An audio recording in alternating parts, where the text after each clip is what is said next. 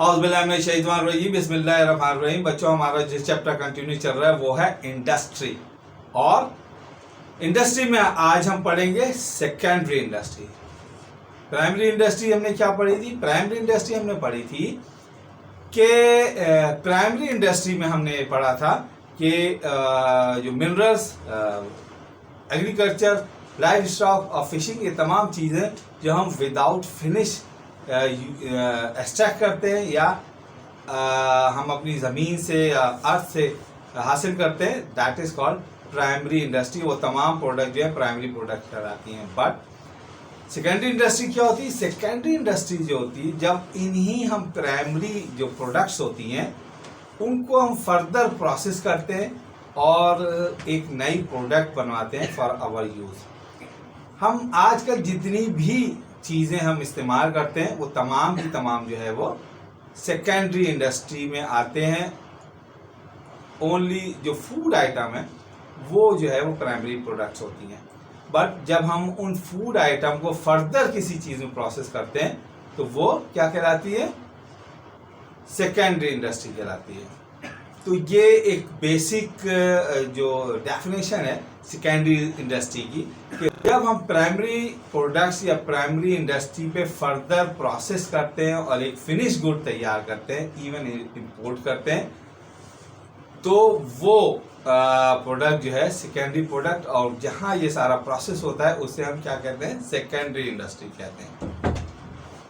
तो secondary industry जो है वो एक टाइनी और एक वर्कशॉप पे भी हो सकती है। यानी वो कोई चीज़, एक नई चीज़ प्रोड्यूस कर रहे हैं, नई चीज़ बना रहे हैं। छोटी कोई वर्कशॉप भी है, बहुत सारी मेटल या आयरन की चीज़ों को मिला के कोई प्रोडक्ट बना रहे हैं, बाइसाइकिल बना रहे हैं, साइकिल बना रहे हैं, व्हाटएवर, जो भी एक फिनिश गुड बना रहे हैं, उसमें 2 आदमी या 3 वर्कर भी काम कर सकते हैं। और जिसमें लेदर गुड्स है, कॉटेज इंडस्ट्री है, शूज़ है, और कोई और ऐसी प्रोडक्ट है जिसमें बहुत ही छोटी प्लेस और थोड़े से वर्कर काम करते हैं। और समटाइम ये बहुत ही बड़ी ह्यूज फैक्ट्री भी होती है जिसमें थाउजेंड्स ऑफ वर्कर काम करते हैं और डे नाइट काम करते हैं। तो वो एक बड़ी इंडस्ट्री है सेकेंडरी इंडस्ट्री की। इसके अलावा ह्यूज ऑटोमेटेड फैक्ट्री भी हो सकती है जो कि किसी भी मेटल ओर को पहले आयरन में, स्टील में, और फिर ट्रक, ट्रॉलर और रेलवे इंजन्स और एरोप्लेन, इन तमाम चीज़ों में कन्वर्ट कर देती है। ये तमाम जहाँ पे प्रोडक्ट्स बनती हैं उन तमाम उस जगह को क्या कहते हैं? Secondary industry. अब हम सेकेंडरी इंडस्ट्री में कुछ ऐसे पॉइंट को डिस्कस करते हैं जिससे सेकेंडरी इंडस्ट्री अपनी जो हिस्टोरिकल डेवलपमेंट है, स्टार्टिंग है, वहाँ से लेके आज तक जो हाई टेक ऑटोमेटेड फैक्ट्रीज तक पहुँच चुके हैं, इन तमाम को डिस्कस करेंगे। अच्छा, पॉइंट नंबर 1 में हम ये बात डिस्कस कर सकते हैं, जब इंडस्ट्रियल रेवोल्यूशन स्टार्ट हो रहा था यूरोप के अंदर और बड़ी बड़ी फैक्ट्रियाँ लग रही थी फिनिश गुड या सेकेंडरी इंडस्ट्री के तौर पे।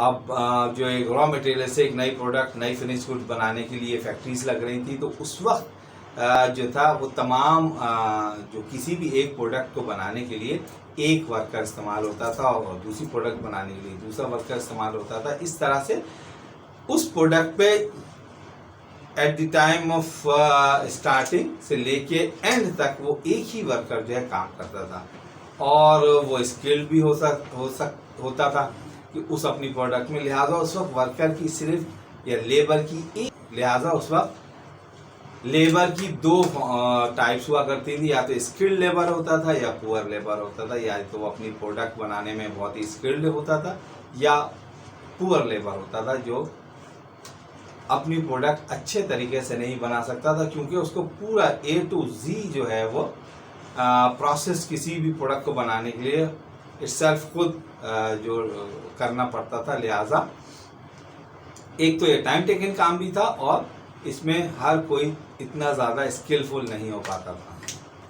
Secondly, in the 19th century जब इंडस्ट्रियल रेवोल्यूशन अपनी हाइप पे पहुंचना शुरू हुआ, इस स्टीम इंजन से जो डिफरेंट हम काम लिया करते थे और बेसिकली ये पावर प्रोड्यूस किया करता था किसी भी फैक्ट्री के लिए, लिहाजा ये बहुत ही महंगे कॉस्टली हुआ करते थे। और जो रिच मैन थे वो इसीलिए इसकी कॉस्ट थी कि कोई भी जो मिडिल क्लास है या उनसे कम पैसे वाली जो एक क्लास है वो उसको परचेज ना कर सके, और जो रिच क्लास है वो इन इंजन्स को परचेज कर सके, ताकि फैक्ट्री का पूरा जो एलीट क्लास है उन्हीं के हाथ में रहे और ये किसी और जगह शिफ्ट ना हो सके। यानी किसी और क्लास में, मिडिल क्लास या लोअर मिडिल क्लास जो सोसाइटी या लोग हैं उसमें जो है वो मूव नहीं कर पाए ये पैसा या इंडस्ट्री का जो पूरा सेटअप है। लेकिन उस फैक्ट्री में ये उस ज़माने की जो फैक्ट्रीज में क्या हुआ करता था, अच्छा इस स्टीम इंजन्स का बेसिकली क्या काम था, उन मशीनरीज को जो पावर प्रोड्यूस किया करता था या पावर दिया करता था जिसकी वजह से वो तमाम मशीनें चलती थी और वो किसी भी ऑर्डिनरी या स्किल्ड वर्कर से 30 टाइम्स तक ज़्यादा प्रोडक्शन दे पाती थी। यानी कोई अगर एक स्किल्ड वर्कर कोई एक प्रोडक्ट पूरे दिन में एक प्रोडक्ट बनाता है तो वही मशीन पूरे दिन में 24 आवर्स में 30 प्रोडक्ट यानी 30 टाइम्स ज़्यादा वो प्रोडक्ट बना सकती थी। ये एक बहुत बड़ी अचीवमेंट थी जिसकी वजह से वर्कर की और ज़्यादा जो थी क्लासिफिकेशन होती चली गई, वर्कर कम होते गए और उनकी जगह मशीनरीज ग्रेजुअली जो है वो लेती चली गई।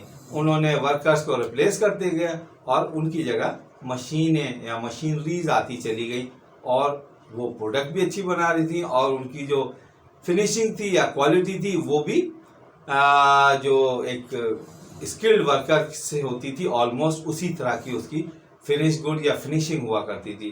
तो इस तरह से दो फायदे हुए इस स्टीम इंजन के आने से, एक तो प्रोडक्ट बहुत ज़्यादा बनना शुरू हो गई और उसकी क्वालिटी भी मेंटेन रही, क्वालिटी भी इतनी ख़राब नहीं रही। इसके बाद हम ये देखते हैं जब एक तो पहले एक स्किल्ड वर्कर थे, फिर वो मशीनरीज स्टीम इंजन आना शुरू हो गए जिसने ज़्यादा प्रोडक्शन देने लगी। अब 20th सेंचुरी में ये बात जो बड़े बड़े बिजनेसमैन या फैक्ट्री ओनर थे वो ये बात सोचने लगे कि अगर एक शख्स पूरी सारी जो प्रोडक्ट का फ्रॉम स्टार्ट टू एंड जो काम करता है तो उसमें स्किलनेस का प्रॉब्लम आ जाता है। मे भी उसके किसी एक पोर्शन में कोई एक वर्कर स्किल्डफुल हो बट वो सारा प्रोसेस जो है उस किसी भी प्रोडक्ट का ना कर सकता हो। तो लिहाजा उस वक्त ये सोचा गया कि अगर डिफरेंट स्टेजेस बना दिए जाए और कोई भी एक वर्कर किसी एक ही टाइप का काम करे, इससे क्या हो सकता है, इससे प्रोडक्शन और ज़्यादा आ सकती है क्योंकि वो सिर्फ एक ही टाइप का काम करेगा। यानी अगर किसी कार में किसी शख्स को टायर लगाने हैं तो वो एक ही शख्स जो है सिर्फ टायर लगाएगा या विंड स्क्रीन लगाएगा या मिरर्स लगाएगा या कलर करेगा। तो इस तरह की उन्होंने बाइफर्केशन कर दी कि ये डिफरेंट टाइप्स के जो काम है डिफरेंट वर्कर किया करेंगे और वो अपने उस काम में स्किल्ड बहुत ज़्यादा हुआ करेंगे। अब इस काम को ग्रेजुअली परफॉर्म करने के लिए क्या तरीका इख्तियार किया गया, उस काम को परफॉर्म करने के लिए कन्वेयर बेल्ट का तरीका इस्तेमाल किया गया। कन्वेयर बेल्ट क्या होता है, एक प्रोडक्ट उस पर रखी होती है और वो वर्कर के सामने से गुजरता जाता है। वर्कर अपने से जो रिलेटेड काम होता है उस प्रोडक्ट पे करता चला जाता है। इस तरह से वो प्रोडक्ट आगे चली जाती है। उसके आगे जो वर्कर खड़ा होता है उसके जो रिलेटेड काम होता है उस प्रोडक्ट पे वो उस पर फर्दर काम करता है। इस तरह से वो प्रोडक्ट जब एंड पे पहुंचती है तो वो फिनिश गुड में तब्दील हो चुकी होती। ये एक बहुत बड़ी डेवलपमेंट थी इंडस्ट्रियलाइजेशन में या इंडस्ट्रियल रेवोल्यूशन के अंदर, कि कन्वेयर बेल्ट में जो प्रोडक्शन और फास्ट होने लगी। यानी स्टीम इंजन से जैसे लेट्स सपोज 30 टाइम्स ज़्यादा प्रोडक्शन दे रही थी एक जस्ट वन स्किल्ड वर्कर से, तो कन्वेयर बेल्ट इससे भी ज़्यादा प्रोडक्शन देना शुरू हो गई। ये एक बहुत बड़ी अचीवमेंट थी और इससे प्रोडक्ट स्किलनेस लेबर भी एक स्पेसिफिकेशन बन गई, स्पेसिफाई लेबर हो गए किसी ख़ास प्रोसेस के लिए और प्रोडक्शन भी ज़्यादा होने लगी और फास्ट भी होने लगी। इसके बाद मज़ीद जो डेवलपमेंट हुई वो क्या हो, हाई टेक ऑटोमेटेड फैक्ट्रीज जो है वो बनना शुरू हो गई, यानी उसमें इंसानों की जगह रोबोट जो है वो काम करना शुरू हो गए। और रोबोट तो इंसान फिर भी थक जाता है, उसको ब्रेक चाहिए होता है, उसको लंच ब्रेक चाहिए होता है, उसको टी ब्रेक चाहिए होता है, और भी इंसान को ब्रेक चाहिए होते हैं जिससे वो प्रोडक्शन रुकती है और उसको रोकना पड़ता है उस प्रोसेस को जिसमें प्रोडक्ट बन रही है। लिहाजा रोबोट जो है वो तो कंटिन्यू काम कर रहे थे, 24 आवर्स काम करते हैं और उस पूरे प्रोसेस को, इवन स्किल्ड वर्कर का ज़माना हो या स्टीम इंजन का हो या कन्वेयर बेल्ट का जो टाइम एरा था, उसके मुताबिक जितने भी वर्कर वो काम करते थे वो तमाम की तमाम वर्कर्स को रोबोट ने रिप्लेस कर दिया।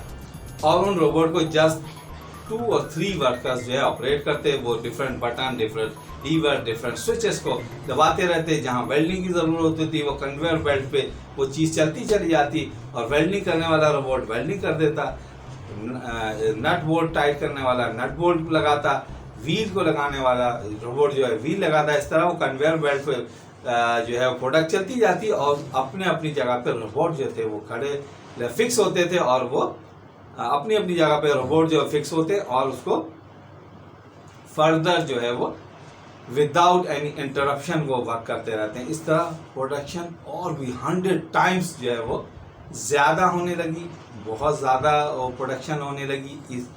तो इस तरह से आज हमने सेकेंडरी इंडस्ट्री के डिफरेंट स्टेजेस जो थे वो हमने डिस्कस किए। इंशाल्लाह हम अपने नेक्स्ट लेक्चर में जो है वो जो सेकेंडरी इंडस्ट्रीज़ हैं 1 बाय 1 हम उनको डिस्कस करेंगे।